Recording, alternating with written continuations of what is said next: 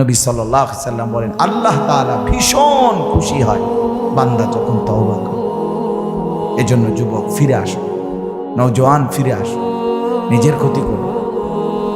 আমি প্রত্যেক দিন বলি, ভাইয়া তুমি মরে গেলে হ্যাঁ পৃথিবীর কিচ্ছু আসবে, এই বন্ধুরা ধোকা ধোকা। একটা ফোলা ফাইন তুমি মরলে খানা বন্ধ করতে হবে, কসম খোদা তুমি লেখা নাও।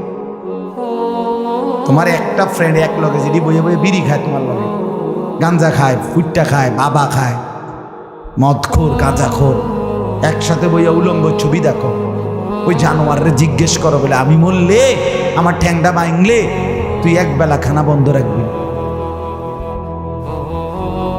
কথা বুঝেন না? ধোকা ধোকা, এগুলো ধোকা। আর কেউ থামবে না।